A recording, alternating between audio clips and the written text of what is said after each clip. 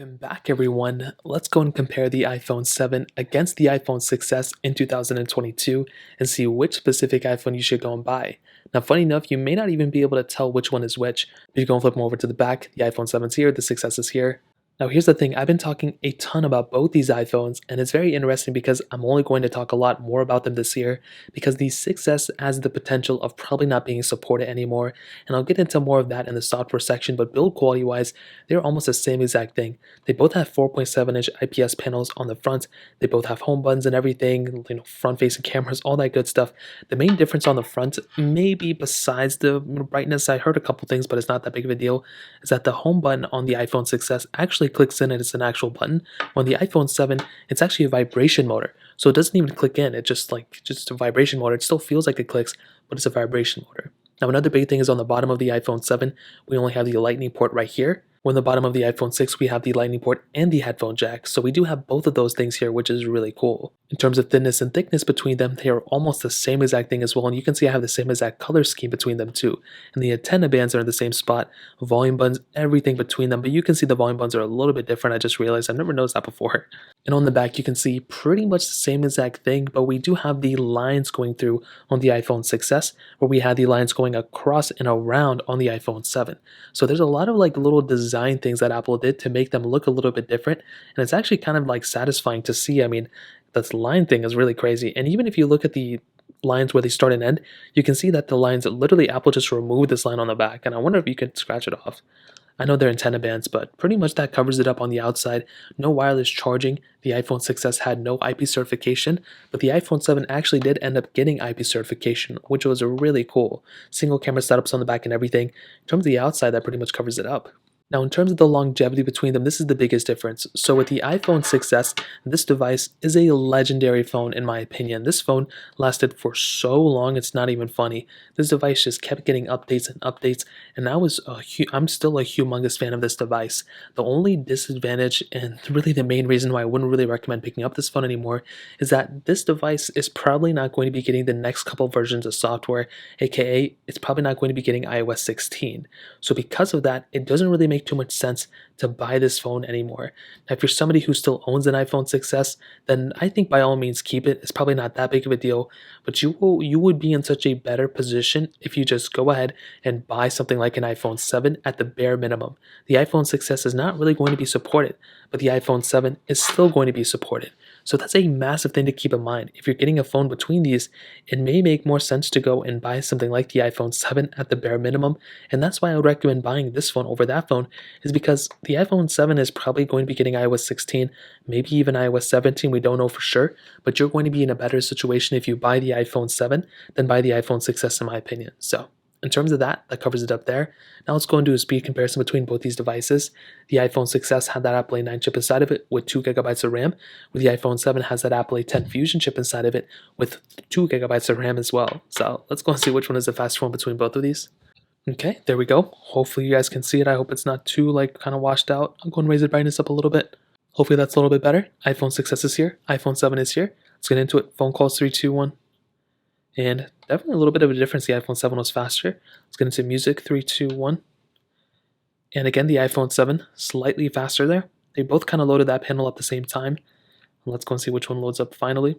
The 6s actually loaded that one up finally, which is pretty interesting. And they're both on the same version of software right now too. Let's get into their app stores. 3, 2, 1. And the iPhone 7 slightly faster there. The iPhone 6s a little bit behind. Scrolling through here, let's just go and see which one is the faster one. And they're both kind of giving me the same impression. There doesn't really seem to be that big of a difference between them. Let's go and hop out of this one. Let's go and get into the next one, which is settings. 3, 2, 1. You can see pretty much the same thing scrolling through here. Kind of give me the same impression too. Hopping out of this one, let's get into mail. 3, 2, 1. Almost the same exact thing. Let's go and get into something like photos. 3, 2, 1. I think the 6s was slightly faster there, but they were almost identical, so there wasn't that big of a difference there either. Let's go and get into some of these third-party applications that we have on both these devices. And it looks like we don't really have any, so let's go and load up files. 3, 2, 1.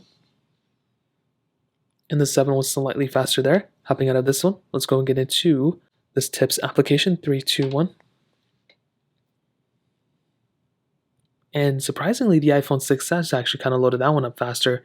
Not really too sure why that one happened like that. Let's go and hop out of this one. Let's go and open up books. 3, 2, 1. The iPhone 7 was faster there. Hopping out of this one. Let's go and get into health. 3, 2, 1. Almost the same exact thing between both of them too. So I'm getting into weather. 3, 2, 1. Kind of the same thing on both. I didn't really see that big of a difference. Let's go and get into camera. 3, 2, 1. And almost the same thing too. Let's go and take a photo. And let's go and get into their photo right here. And they both kind of did the same thing. There wasn't really that big of a difference there. So I think ultimately from the slight little test that I did, I honestly don't see the iPhone 6s being any faster than the iPhone 7. I truly do think the iPhone 7 is the faster one when it comes down to it, and you're definitely going to be getting a faster phone from something like the 7 in my opinion than the iPhone 6s. So without a doubt, if you're in the market, I would probably recommend getting the iPhone 7 for the longevity, but the speed is also a little bit faster too. So that pretty much covers it up there. Let's go and hit on the cameras. Now on the back, we have single camera setups like I mentioned. You can do their 12 megapixel sensors. You can do 4K 30 on the back of both of these. On the front, you can also do 720p on the front, which is a big thing to keep in mind. And on the front, they have really good cameras too, for the most part for the age and year of these phones too. But 4K 30 on the back, the 6S was the first one to bring 4K 30. And the thing about the iPhone 6s camera is that I'm still a fan of this camera. It brought a lot to the table, but it's not really a good camera anymore. It's a single camera setup. There's not too much going on. There's no cinematic mode, no portrait mode, no 4K at 60 on the front or the back. It's a pretty outdated camera. There's not too much going for it. I think at one point it was obviously one of the best cameras you can buy, but as of right now, it just doesn't really fit that label. And I think it's good enough. Like if you really, really wanted to edit up these photos, I'm sure they would look fine, but it's really not that good. And a lot of these cameras over time, they actually do end up kind of not failing, but they also get a little grainy and they kind of mess up over time. So that's another thing to keep in mind.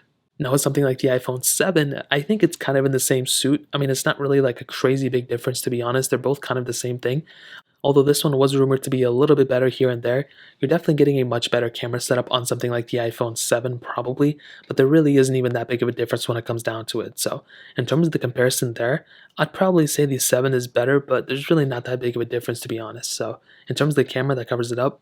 And to be completely honest, when it comes down to it, I do think going up to the iPhone 7, like I mentioned, is the better phone when it comes down to it. You're getting the much better phone in pretty much every single dimension. Yes, in 2022 that we're in now, I mean, this is still an old phone, but I mean, it really just depends on the longevity of it. The 7 is still going to be supported probably for the next year or two. The 6S, from all the rumors and everything, we weren't even expecting this thing to get iOS 15, which is so crazy. And that's why this phone is still a legendary phone. And that's why I still love this phone too. But it's still so crazy to me that this phone is still even relevant so many years later. So when it comes down to it, the 6S was still a good phone. I love this phone a lot, but the 7 is definitely the better way to go in my opinion in 2022. So in terms of that, that covers it up there. If you guys have any other questions or anything like that, let me know in the comment section below. Hit the like button, that would mean so much, but definitely hit that subscribe button. More importantly than everything else, I love every single one of you guys.